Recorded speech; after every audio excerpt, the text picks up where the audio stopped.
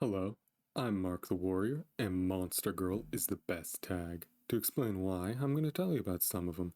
Starting, of course, with the classic, the legend, the semen demon herself, the succubus. Aside from her supernatural beauty and her incredible skill in the bedroom, she's got a set of horns you can use as handlebars, and a cute tail that doubles as an erogenous zone. But of course, she also has those wonderful leathery bat wings to wrap around you in your more tender and romantic moments. And let me tell you, whether feather or leather, wing hugs are top tier. Now, maybe you like her aesthetic, but don't think you can keep up in the bedroom? That's where the demon girls come in. The same horns, wings, and tail as a succubus, but a much more manageable libido, so your balls won't look like shriveled up little raisins at the end of each night. They're also masters of contracts, so your demon waifu can help you find a loophole out of any contract that you might regret signing. But of course, maybe you'd rather not mess with the infernal. Maybe you'd rather a more terrestrial, perhaps even normal girl? Well, I've got two in mind for you. The gateway drugs into being a monster fucker. The dog and cat girls. The dog girl is, of course, more clingy and affectionate, with the cat girl being more independent, but they both love you equally. The best part being that there are multiple types. Some may have only the ears and tail, but others may have paws in place of hands and feet, or even a full fur coat, so they're a great choice for the furries in the crowd as well. Now, maybe fur isn't your thing. Perfectly fine. How do you feel about scales? Because there are plenty of lamias out there who need some love. You like hugs? Then look no further, because a lamia can use her tail to give you an extra tight full body hug, and also a full body massage if you need it. And she's also cold blooded, so she needs to warm up before leaving bed in the morning. And that means you will be on duty to give her plenty of morning snuggles every day. And really, what could be more wholesome than that? Now, maybe you'd prefer a woman with legs. How about 8? Sadly, it doesn't mean 7 vaginas, but it does mean that your waifu is an arachne, a great seamstress that can use her thread to make high quality clothing for you, but also to tie you up in all sorts of fun positions if that's what you're into. Being her little fly will turn that arachnophobia into a philia in no time. But maybe you're a swimmer and you'd prefer a more aquatically inclined partner? Not an issue. Mermaids have got you covered. Aside from being a great swimming partner, your mermaid waifu is a natural romantic and can show you all of the best and most scenic spots in the ocean. She's also got a wonderful singing voice, and the two of you could even start a career performing duets. Now, you don't want to be in the ocean? Not a problem, I understand. Thalassophobia's a bit of a bitch, isn't it? So let's ditch the ocean and head straight to the mountains. Pop into a cave and meet a lovely dragon girl. She's got tons of treasure hoarded in that cave, but the most important treasure to her is you. If you want to travel, she can pick you up and fly you anywhere. You're hungry? She can use her fire breath to flash fry anything. You've run into someone dangerous? No, you didn't. Because she's there, and no one fucks with a dragon's treasure. But maybe dragons aren't for you. Understandable. Hoarders can be pretty tough to live with. So let's descend that mountain and head into the forest. Here in the forest, you can meet a kitsune. She's got a penchant for mischief and will love playing harmless pranks to keep you on your toes. She can also use foxfire and use various forms of magic, depending on how many tails she has. But really, who cares about that crap? We know what we're really here for. Touch Fluffy Tail is not just some meme. It's a way of life. Brush Fluffy Tail. Pet Fluffy Tail. Hug Fluffy Tail. Bury your face in Fluffy Tail. Embrace Fluffy Tail supremacy. No one but a cold, heartless machine could dislike Fluffy Tails.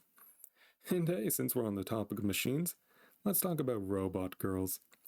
First off, they can connect to the internet. Anything you want to know, she can search instantly. Want to try new food? She can download any number of recipes. But of course, the best part is the fact that she's modular. She can change anything about herself to suit either of your desires. You want her taller, shorter, thicker, or thinner? Not a problem. She can do that. Better yet, she can also get cool attachments. You want her to have a shoulder cannon? She can do that. Palm lasers? Easy. Hell, she could get a goddamn smoothie dispenser put in her. Versatility is the name of the game here. And since we're on the topic of versatility, I'd be remiss if I didn't mention slime girls. First off, yes, you can stick it in anywhere. It won't bother her a bit. Aside from that, she can morph her body into any shape or size as long as she's got enough slime to do it. If she doesn't have enough, you can always make more from just a bit of water and food. And if you're feeling too warm, she can wrap her cool, slimy body around you to cool you down. Best of all, as a slime, she is a literal waterbed waifu. Now, perhaps that ability to morph is something you like, but you're not really interested in the slime? Well, doppelgangers are the one for you.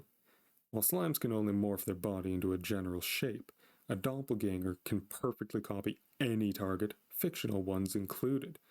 So you can have sex with literally anyone while still remaining 100% loyal to your wife. And that is important, because we do not support NTR on this channel. And do you know who else doesn't support NTR? Unicorns. The symbol of purity. They remain chaste until they find the one they love, so they're great for the romantics who want to save themselves for marriage. They're also well known for the healing powers of their horn, so any injury or illness you get, not a problem. She can take care of you with her magical unicorn horse fuckery. And speaking of horse fuckery, yes, she's a horse girl. You can go elbow deep if you want. Hey, I said she's chaste until marriage. I never said she wouldn't do some kinky shit afterwards. Now, maybe a horse girl isn't for you. Fine. How do you feel about bird girls? Because harpies are pretty fucking awesome. First off, she's got wings in place of arms, and let me reiterate, wing hugs are top fucking tier. If you've got a bad sense of direction, she can just fly up into the air and find which way to go. And if you ever need some extra food, harpies lay eggs. As long as you don't knock her up, you can get a free breakfast once in a while. Now, maybe the harpy herself isn't for you, but you enjoy that small frame that helps her fly? Well, in that case, lollies, short stacks, you want them, they're yours, my friend, and they won't cost you a single ruby. Drop by your local goblin den. They'll bring you in and teach you their traps, how they hunt, and how to live peacefully among them, either married to one or as the clan's husband. Or maybe you'd rather go to a dwarven city, live life as a miner bringing home ore for your wife to forge with. Or perhaps apprentice under her, learning dwarven craftsmanship and becoming a master smith, all while getting to enjoy the size difference between you. But maybe you'd prefer the size difference be in the other direction? That's where the giants, ogres, and cyclopes come in. They're good 4 or 5 feet taller than the average human. And of course, with such size comes big muscles. So now you've got a waifu with rock hard biceps, thighs thick with muscle, and yes, a set of abs you could grind meat on. And I can think of one kind of meat you'll be grinding there on the regular. But of course, muscle girls aren't for everyone. If you'd prefer a more dainty and feminine wife, then we can head to the snowy mountains, follow the blizzards, and soon you'll arrive at the cabin of a Yuki-onna. And of course, she'll be happy to take you in out of the cold and feed you a warm, home-cooked meal. All she'll ask in return is that you share some of your warmth with her. And let's be honest, you wouldn't have come this far if that wasn't exactly what you intended to do. And when cuddling with her, you'll notice that she's actually rather cold to cuddle, which can be amazing for those of us who run hot. Now, maybe you'd like the whole cuddling someone cold thing, but you don't want to live in the mountains? That's fine, because you know what else is cold? A dead body. And there's plenty of them. Zombies, ghouls, liches, and wights, all conscious and fully able to consent. So necrophiliacs, rejoice. You can have all the fun of fucking a corpse with none of the ethical concerns. Worried about the smell? First off, basic hygiene will mitigate that. And second, I think it's time for a quick heart-to-heart. A bit of a bro moment, if you would. Your waifu loves and treasures you every day. She holds you close and cherishes you despite your flaws. Is it not only fair that you do the same for her? Exactly. And if it's really that bad, you can just spray a bit of perfume. I'm sure she won't mind. Anyways, maybe you'd rather be fancy and upper class. Maybe you want to live a wine and caviar sort of life. Then it's a vampire for you, friend. The aristocracy of the undead. Vampires are nothing if not fancy.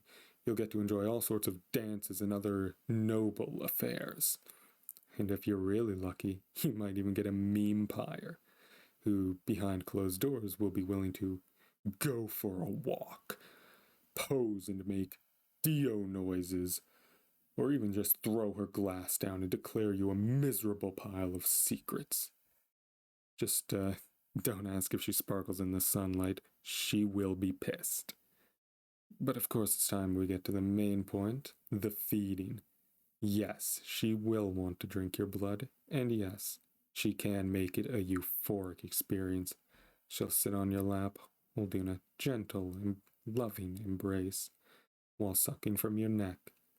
And when she's had her fill and you're completely blissed out, she'll get on her knees and give you a different kind of suck. That's right, baby! The legendary double suck special. How do you even compete with that? You don't, 'cause you can't. It's too fucking good. But, you don't want that? Really? That's fine, I get it. You'd rather do the sucking. Sucking on what? Why, the big mommy milkers of a cowgirl, of course. Cowgirls are very friendly and gentle. They wouldn't hurt a fly. Usually. Like a cow, she is still very strong. So if some asshole steps to you in the street and starts getting physical, your 7-foot-tall cowgirl waifu will body check that fucker into next week, and then go right back to being her sweet and cuddly self. Now, getting back to her mommy milkers. Yes, as a cowgirl, she does produce milk.